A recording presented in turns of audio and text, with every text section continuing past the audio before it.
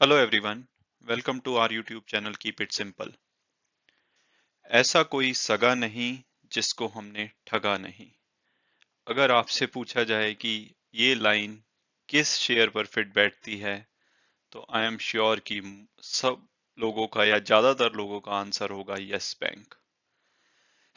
जैसे कि पहले एक हिंदी मूवी का डायलॉग है कि माँ अपने बच्चे से कहती थी कि बेटा चुप हो जा, नहीं तो गब्बर आ जाएगा। तो आज ऐसे ही veteran investor, veteran share holder नए शेयर होल्डर से कहते हैं, भैया जरा सोच समझ कर पैसा लगाना, नहीं तो ये कंपनी यस बैंक बन जाएगी। तो इसने, अगर किसी शेयर ने सबसे ज्यादा बदनामी पाई है पिछले कुछ सालों में, वो यस बैंक है। कुछ लोगों को लग रहा होगा कि ये जाती है इस बैंक के साथ, बट मुझे लगता है या ये सच है कि इन्होंने भी काफी ज्यादती की है अपने इन्वेस्टर के साथ।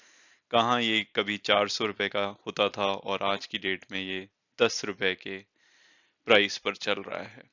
तो आज हम डिस्कस करेंगे आप सबके प्यारे चहेते शेयर यस बैंक के बारे में इस वीडियो में। तो अगर हम इसकी थोड़ी हिस्ट्री बताएं तो ये 2018 तक इंडिया का टॉप बैंक था। ये निफ्टी का भी पार्ट था, निफ्टी 50 इंडेक्स का भी पार्ट था। तो ये हर तरह से, मतलब कोई सोच नहीं सकता था कि अगर उस टाइम पे बोला जाता कि यस बैंक का शेयर आज से 2 साल बाद, 3 साल बाद 10 रुपए, 11 रुपए पे मिलेगा, तो लोग शायद इस बात को कभी नहीं मानते। लेकिन इसने ये अचीव किया है। तो इसकी स्टोरी शुरू हुई पिछले साल मार्च 2020 में, फाइनली जब आरबीआई ने हार कर इस बैंक के ऊपर, इस बैंक को मोरेटोरियम में लगाया। मोरेटोरियम का मतलब है कि टेम्पररी सस्पेंशन लगाया। लोगों को उनके अकाउंट से पैसे विड्रॉ करने के लिए लिमिट लगाई। इससे काफी परेशान हुए लोग। तो उसके कारण ये थे कि इन्होंने काफी सारे एनपीए जो कि घोषित नहीं किए हुए थे, डिक्लेयर नहीं किए हुए थे और छुपाए हुए थे, जबकि बहुत अंडर रेट कर रखा था, अंडर रिपोर्ट कर रखा था एनपीए को। और उसके बाद ये लगातार बैंक के लिए फंडिंग रेस करने में भी असमर्थ हो रहे थे।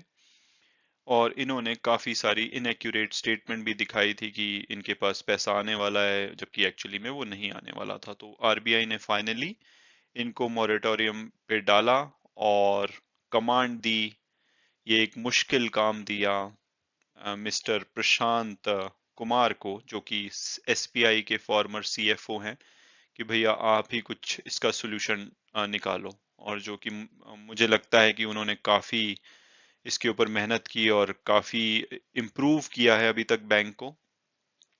तो बैंक की हालत ऐसे क्यों हुई थी, तो इसमें पाया जाता है, अगेन ये केस चल रहा है तो मैं ज्यादा डिटेल में नहीं जाऊंगा, बट ये राणा कपूर जो इसके फाउंडर थे, उन्होंने काफी सारे, ऐसा माना जा रहा है कि काफी सारे लोन्स जो कि बैड क्वालिटी लोन्स थे वो दिए, कुछ कमीशन लिया, कुछ किकबैक लिया उनके ऊपर, और एंटी मनी लॉन्ड्रिंग के भी केसेस हैं।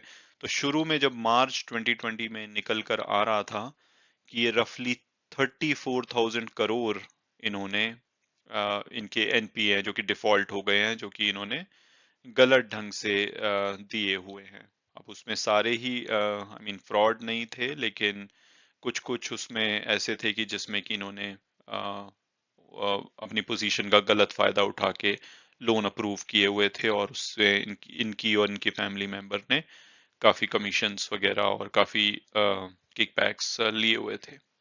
तो इनके डिफॉल्टर में बड़े बड़े नाम हैं, अनिल अंबानी ग्रुप की कंपनीज, जो कि 12,800 करोड़ का इनके पास रफली लोन था। इसके अलावा SL group, mister Subhash Chandra, 8,400 crore, DHFL 4,350। So ये एक बड़े बड़े नाम है। इसके अलावा और भी बहुत सारे नाम थे जो कि इसके पीछे थे।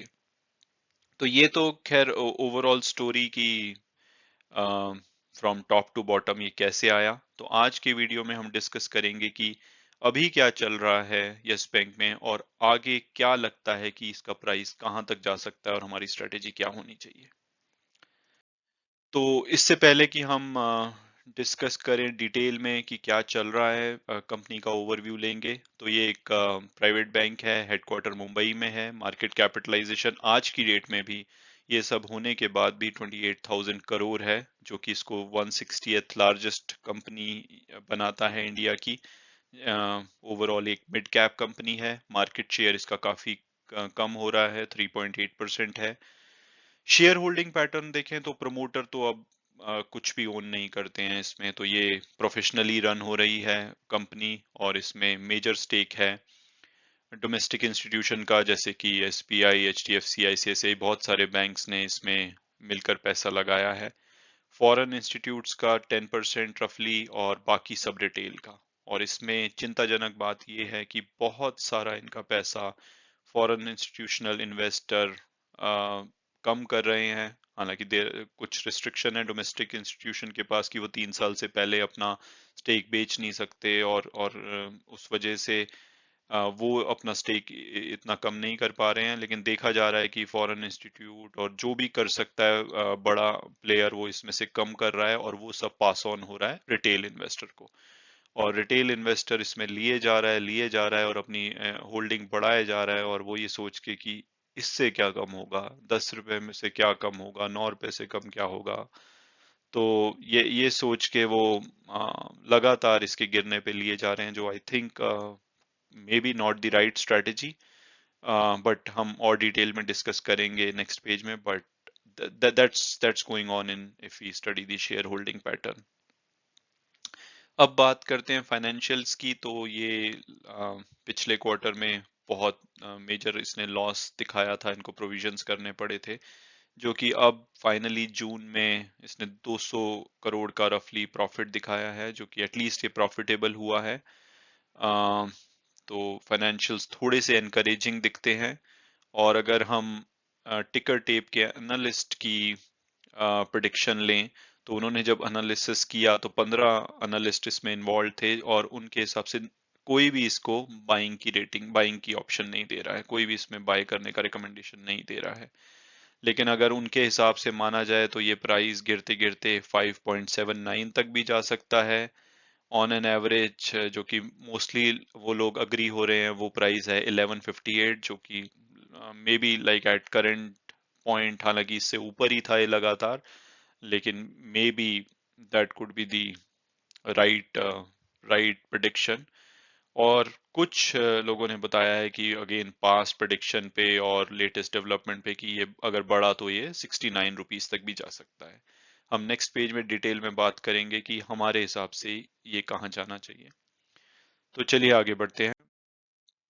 तो अगर लेटेस्ट अपडेट देखें तो पहले कुछ अच्छी खबरों की बात करें तो यस बैंक ने व्हील्स ईएमआई के साथ, जो कि एक ऑटो लोन एनबीएफसी है, तो इनके साथ एक को लैंडिंग पार्टनरशिप करी है टू व्हीलर लोन्स के लिए, जिनमें कि इनका प्लान है कि 1 लाख से ज्यादा फेस 1 में ये टू व्हीलर फाइनेंसिंग करेंगे। और इसका पर्पस ये है कि बैंक के पास मनी होती है जो कि उनको सस्ते रेट पे मिलती है। जैसे सेविंग अकाउंट का इंटरेस्ट बहुत कम देना होता है, करंट अकाउंट का बहुत कम देना होता है, इवन फिक्स डिपॉजिट का भी इंटरेस्ट काफी कम होता है। तो इनके पास कॉस्ट ऑफ मनी काफी कम होती है। और व्हील सीएमआई जो एक एनबीएफसी है, उनकी कॉस्ट ऑफ मनी ज्यादा होती है, तो वो यस बैंक की डिपॉजिट्स को और मनी को यूज करके वो अपनी एक्सपर्टीज बट उनके पास होती है, क्योंकि वो टू व्हीलर लोन्स में एक्सपर्ट है।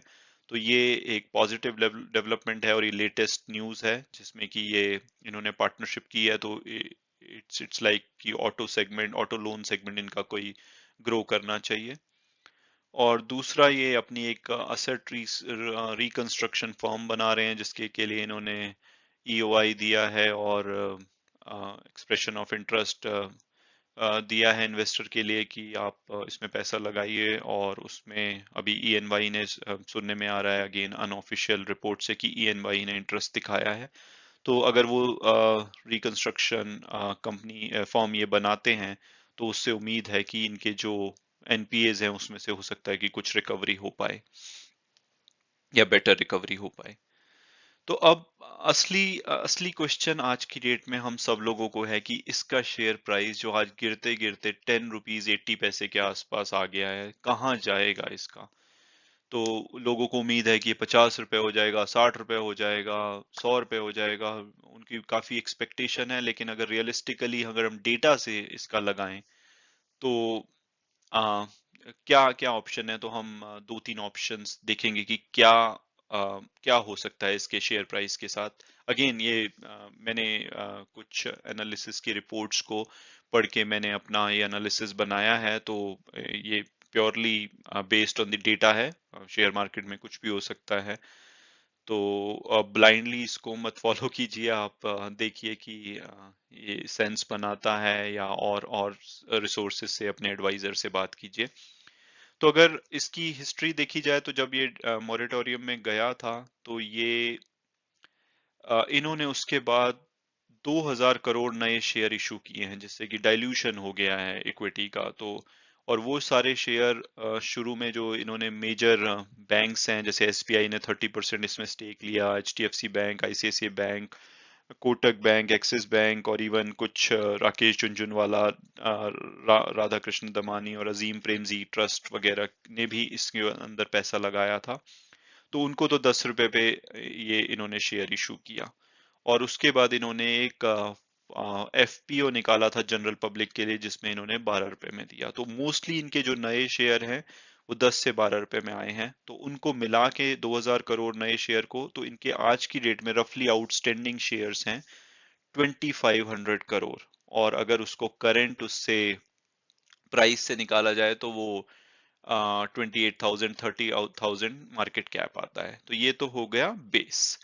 अब देखते हैं कि अब यहाँ से ये कंपेरेबल बैंक नहीं है, इसके अंदर एनपीए की बहुत प्रॉब्लम है, और ये I mean it's completely different from its competitor. तो डायरेक्टली इसका कंपैरिजन करना बहुत मुश्किल है। बट अगर हम सबसे पहले देखें कि सबसे अच्छा बैंक अगर रेशो वाइज देखा जाए, तो कासा रेशो कोटक महिंद्रा बैंक की सबसे बढ़िया है।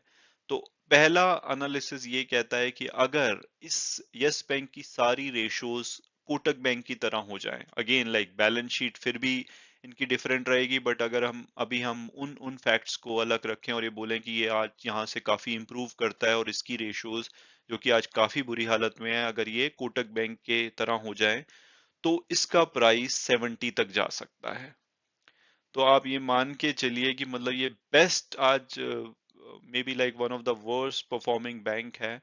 और अगर ये बढ़ के मतलब बेस्ट बैंक की तरह से अपना परफॉर्म करे, तब भी ये 70 रुपीज तक जाएगा। और तो ये 70 रुपीज आना मुझे तो बहुत ही मुश्किल लगता है। इसमें कोई प्रोमोटर होल्डिंग नहीं है, प्रोफेशनली मैनेज हो रहा है, और उन लोगों का काम है कि स्टेबलाइज ऑपरेशन करो और इसका रिस्क लो करो। तो उनका अभी ग्रोथ पे इतना फोकस मुझे नहीं लग रहा है। तो 70 रुपए जाना बहुत मुश्किल लगता है। दूसरी ऑप्शन क्या है? तो अब बात करें कि जब इसका प्राइस 400 रुपीज था, तब based on the outstanding share इसकी मार्केट कैपिटलाइजेशन 80,000 करोड़ थी। और आज की डेट में क्योंकि नंबर ऑफ इक्विटी शेयर बढ़ चुके हैं, इसके आउटस्टैंडिंग शेयर ज्यादा हैं, तो अगर उसको सेम लेवल पे लाना है कि अगर आज की डेट में इसका 80,000 करोड़ मार्केट कैपिटलाइजेशन हो, तो इसका शेयर प्राइस निकल कर आता है 32 रुपीज। तो अगर ये 32 रुपीज हो गया, तो मार्केट कैपिटलाइजेशन इसका प्री प्रॉब्लम लेवल पे चला जाएगा। तो आप अब मेरे लिए सोचना मुश्किल है कि जब ये इसका 80,000 मार्केट कैपिटलाइजेशन था, 80,000 करोड़, तब बैंक में नॉन एनपीए की प्रॉब्लम नहीं थी, बैंक काफी अच्छा कर रहा था, काफी ग्रो कर रहा था। तो जब सब कुछ ठीक था तब ये 80,000 करोड़ था। आज तो बैंक में दुनिया भर की प्रॉब्लम है, तो दोबारा 80,000 करोड़ तक पहुंचना डिफिकल्ट है। हो सकता है, शेयर मार्केट में कुछ भी हो सकता है, बट बहुत ही ज्यादा सरप्राइजिंग होगा अगर ऐसा होता है। तो इवन 32 रुपीज आना भी मेरे हिसाब से काफी डिफिकल्ट है। तो अब क्या हो सकता है? तो तीसरा ये है कि मोस्टली शेयर्स इसमें जो लेटली इशू किए गए हैं वो या 10 रुपए में जो बड़े शेयर होल्डर्स को थे, और उसके बाद जो जनरल पब्लिक रिटेल में इशू किए गए हैं वो 12 रुपए में। तो काफी इनकी रेस्ट्रिक्शन भी है, जो एक्सिस्टिंग शेयर्स को आप बेच नहीं सकते, लेकिन नए शेयर को आप बेच सकते हैं। तो अगर ये शेयर प्राइस 20 से 25 रुपए जाता है, तो मुझे लगता है कि काफी सारे लोग जो कि इस शेयर को बेच सकते हैं, वो इसमें से निकलना शुरू कर देंगे, क्योंकि 100% ऑलमोस्ट रिकवरी वो कर लेंगे, प्रॉफिट कमा लेंगे, और जिस बिजनेस में आगे इतनी ग्रोथ भी नजर नहीं आ रही है तो वहां पे और रुकने का लॉजिक समझ नहीं आएगा। तो ये बहुत बड़ा माइलस्टोन होगा अगर ये 20 से 25 रुपए तक अपने आप को स्टेबल कर पाता है, अगर ये जाता भी है तो ये काफी डिफिकल्ट लगता है क्योंकि तब लोग निकलना शुरू कर देंगे। आ, तो इसमें मतलब पोटेंशियल टू राइज है। टीम काफी मेहनत कर रही है, काफी ग्रो करने की कोशिश कर रही है, स्टेबलाइज करने की कोशिश कर रही है, but based on my analysis on some of the readings I have done, मुझे नहीं लगता कि ये शॉर्ट टर्म में कोई बहुत मेजर पोटेंशियल राइज दिखाएगा। तो अब मेन क्वेश्चन ये है कि किया क्या जाए, हमको क्या करना चाहिए। तो मैं पहले बोलूंगा कि अगर आप उन कुछ चंद खुशनसीब लोगों में से हैं जो कि यस बैंक के आतंक से अभी तक बचे हुए हैं, हालांकि मुझे लगता नहीं है कि कोई होगा जो जिसको इसने इम्पैक्ट नहीं किया होगा, बट लकीली अगर आप ऐसे हैं कि आप इसमें इन्वेस्टेड नहीं है, आप टाइमली निकल चुके हैं, तो आपको मैं ये सजेस्ट करूंगा मेरी ओपिनियन में कि आप इससे दूर रहें। बहुत सारे एलिजिबल बैचलर्स हैं, उनके साथ मोहब्बत कीजिए, इसके साथ मोहब्बत करने की कोई ज़रूरत नहीं है। हो सकता है कि ये 20 रुपए चला जाए, 30 रुपए चला जाए, 60 रुपए चला जाए, आई आई डोंट नो, बट लगता मुश्किल है, और मुझे नहीं लगता कि वो रिस्क लेना चाहिए अगर आप इससे बचे हुए हैं। बट अगर आपने इसके ऊपर ट्रस्ट किया, इसमें हैविली और हैविली इन्वेस्टेड है, इवन डिसेंट आपका शेयर होल्डिंग है इसमें, तो मेरी ओपिनियन में ये लगता है कि अब छोड़ के जाना राइट टाइम नहीं है। तो अभी जैसे share price almost 52 week low पर है, तो हमको एक एक डिसेंट गैप के बाद, ऐसा नहीं कि शेयर प्राइस 10 पैसे गिर रहा है, 15 पैसे गिर रहा है, हम लेना शुरू कर दें, बट मे बी एवरी 50 पैसे फॉल, 1 रुपी फॉल, 1.5 रुपी फॉल और 2 रुपी फॉल, जो भी आपको कंफर्ट बताता है आप मेरे ख्याल से इसमें इन्वेस्ट कर सकते हैं। और उसके बाद लेकिन मेरे हिसाब से अगर आप ऐसा करते हैं तो जैसे ही उसमें वापस 1 रुपए की रिकवरी होती है, 2 रुपए की रिकवरी होती है, आपको प्रॉफिट होता है, तो आप उससे निकलिए, उस पोर्शन को निकलिए, एटलीस्ट 50%, 75% जो भी आपको कंफर्ट देता है उस पे प्रॉफिट बुक कीजिए। Churning is very important. आप लेके अगर इकट्ठा करते रहेंगे और वेट करेंगे कि एक दिन ये 20 रुपए होगा, 25 रुपए होगा, तब हम निकलेंगे, तो मेरी ओपिनियन में वो नहीं लगता है कि वो राइट अप्रोच होगी। लेकिन अगर आपको इतना इसने ऑलरेडी लॉस करा दिया है तो इस टाइम पे कंप्लीटली निकल जाना मेरे हिसाब से बहुत समझदारी का डिसीजन नहीं होगा। बट अगेन लाइक ये प्योरली मेरी ओपिनियन है based on like some of the studies I picked up from the Google. तो बाकी आप अपना डिसीजन अपने फाइनेंशियल एडवाइजर की मदद से या अपनी रिसर्च से लीजिए, जैसा आपको ठीक लगता है। बट बहुत सारे क्वेश्चंस ऐसे थे कि यस बैंक कितना जा सकता है, कुछ लोगों को लग रहा है यार नहीं, इससे तो ज्यादा नीचे नहीं जाएगा, ये इतना बड़ा बैंक है, पोटेंशियली अच्छा करेगा, लेकिन कुछ जेन्युइन प्रॉब्लम्स हैं इसके अलावा। मतलब जो इनके आउटस्टैंडिंग लोन के अलावा वोडाफोन के साथ इनका एक्सपोजर है जिसका कुछ अभी नहीं पता लग रहा है। तो बहुत बहुत सारे नोन इश्यूज हैं। तो ये मेरा एक एनालिसिस था। सॉरी, थोड़ा सा वीडियो लंबा हो गया। But that's it for today, and thanks a lot for watching, and God bless you all.